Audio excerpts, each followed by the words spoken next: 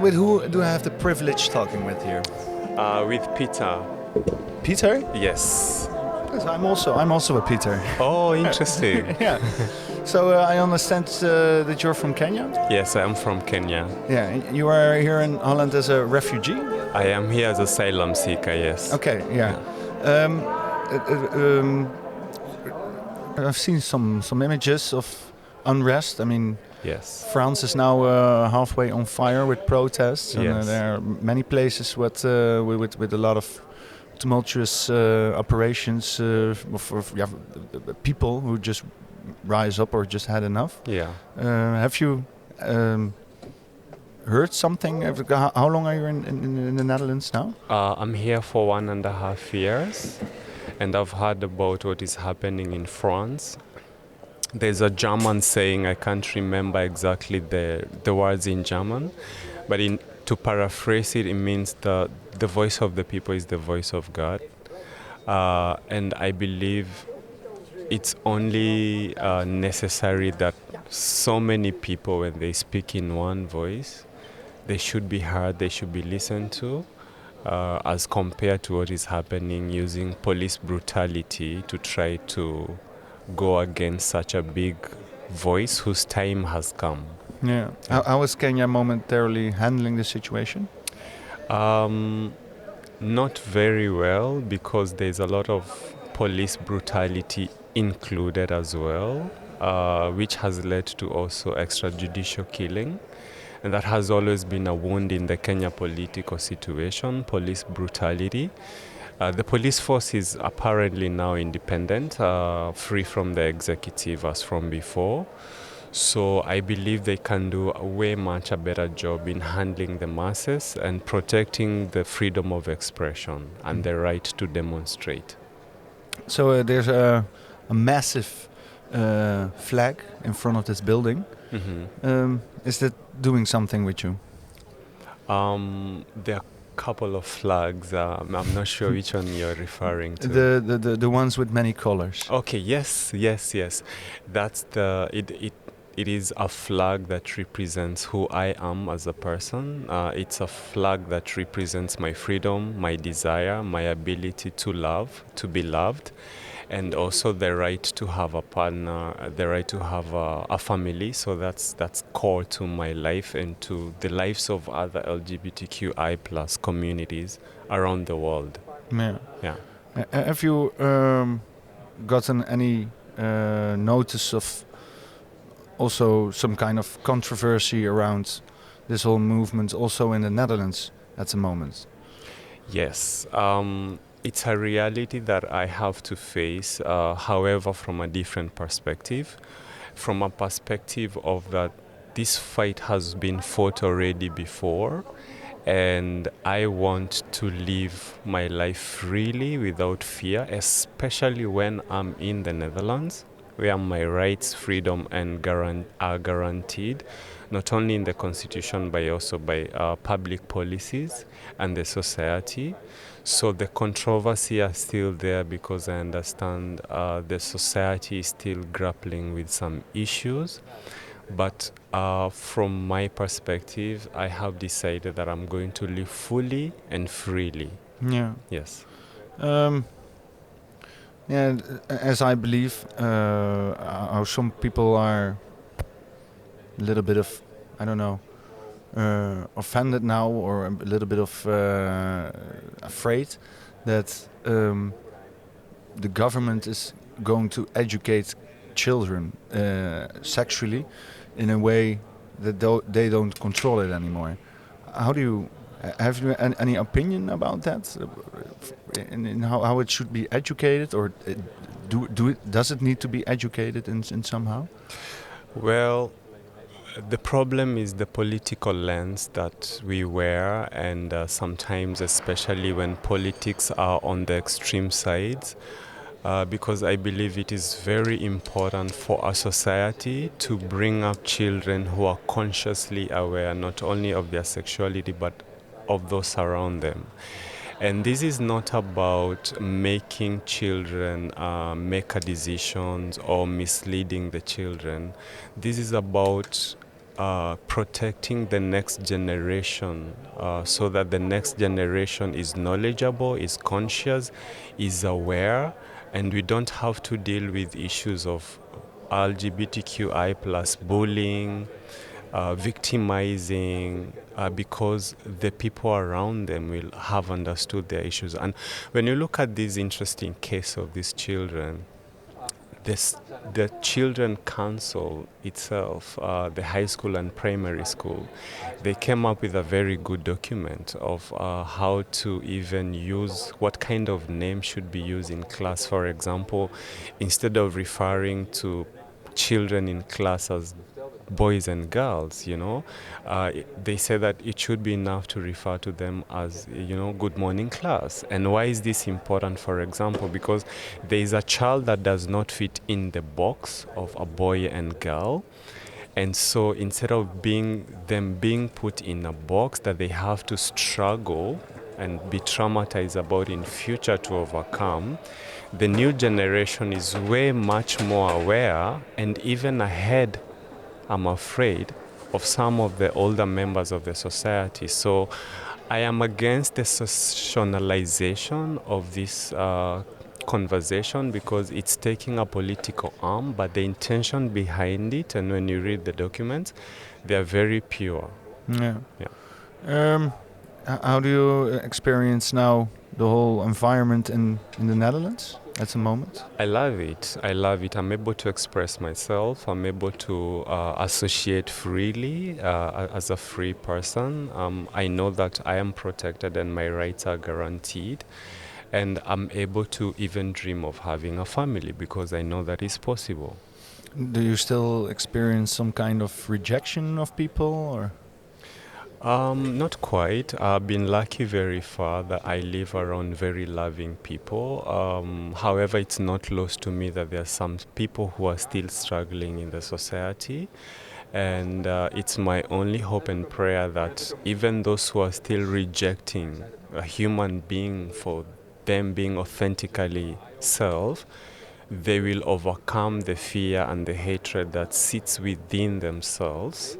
And because, this is not about the other people, this is about the fear of the people who express the bullying or the victimizing or the beating up. So luckily enough, I've not been in a situation where I had to defend myself. But I am aware that there are people who have gone through horrible situations. Yeah. The last 20 to 30 years, there have been a lot of immigrants to the Netherlands who are conservative in religion or just in tradition. And they also speak up in our society and also activate the other conservative people in our society who think, their children doesn't have to be exposed so much in a sexual way with this subject. Correct. Do you think they also have a right for a place for have their opinion, or does it have to be? Should it be accessible for everybody? Do you know what I mean? Yes, I understand what you mean. They do have an opinion. I mean, everybody must have the right to their own opinion. That's guaranteed in any democracy. So I think that's very important. When you come to the Netherlands, there's the aspect of integration to the Dutch culture, the Dutch rules, the Dutch laws, the Dutch society. And the Dutch society is very open-minded. They embrace everybody, and it's very warm. And some of the things that are embraced in the Dutch culture, they should be more entrenched in the integration process. Immigrants bring beautiful cultures and talent with them. However, when you look at the limitation of some of their opinion, either based on political or religion background, I believe they should have a more open eye when they move to a new society and be able to overcome the wall to be able to overcome the wall and to be able to live in a more accepting and livable society that the Netherlands is. So it's a pity that some of the immigrant children, they are still quote unquote enslaved, if I may use that word very carefully, for lack of a better word, in the families that they come to the Netherlands. They come for security, for freedom, for political reasons. However, unfortunately, some of these children are also LGBTQI children, but they are not able to express themselves in a country where their right to express themselves is guaranteed. Do you think tradition can stand progression? That's a good question. I haven't thought about it. Quickly, over the top of my head, I think the society is moving and developing very fast. Unfortunately, traditions they are important, but most of them do not change, and they are not flexible, and they are not dynamic with the era of time. So they become an impediment instead of something that should be able to hold the society together. They start pulling the society backward. I'll give you an example. It is claimed largely, not only in Kenya, but across Africa and other parts of the world, that the issue of LGBTQI is tradition-based. And that is not true at all. It is not traditional-based. This is just a human right. So they anchor their argument on old tradition that are coming from somewhere to pull back the society instead of leveraging on those traditions to make the society move forward. Should sometimes, I mean, I'm a very liberal person, but I'm since the last 3 years, I've seen more nut. Wat is nut in het Engels ook alweer? Use. Use for also the more conservative people in our society, so they can, be like a 0 point from this is where we came from. And I mean, the flag outside, the big flag, has a lot of colors. There's a lot of colors. Yes. And it scares some people. Do you think sometimes you have to see this progression as a caravan, and you have the progressive people who are going forward, and you have the conservative people who are in the back and just want to sit down and stay there, and you have to keep the caravan stay together. It's a means of, and keep the traditional people, a bit of moving, but they want to sit down, and if they are tired, they're really going to sit down, and they're pulling the whole caravan apart. But people on the front, the progressive people, they are on horses, and they want to just go forwards as fast as possible. How do you keep this group together? That's a challenging question, because in my opinion, there are things that cannot wait. Justice cannot wait, equity cannot wait, freedom cannot wait. And we are talking about conservatives who hold belief that some of the things that are happening, for example, within the LGBTQI community, for example, transformation, or with transgender, with all the issues related around gender equality and whatnot, they're like, wait a minute, we need to take a step, gradual growth towards the whole society realizing or coming together. However, I have one life. I have today. I don't have tomorrow. So justice delayed is justice denied. If I don't live my life today because I have to wait for the whole society to accept me, it is counterintuitive. It is it's not doing the work that it should do. The gay rights were guaranteed way back in the 70s. I mean, the Netherlands has always been one of the countries in the whole world that has been very progressive in nature with all these issues. So it is actually an irony to see that there are some people who are still very conservative around this issue. How? Yeah. It looks somehow that people are just getting more conservative. The moment the progressive get more progressive. If you know. Correct. Yeah. Yeah. Well,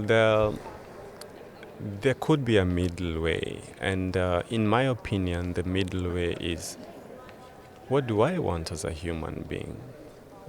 I want to live in a peaceful, justful freedom, a society that is full of freedom, and I want happiness. And that doesn't matter whether you're progressive or you're conservative.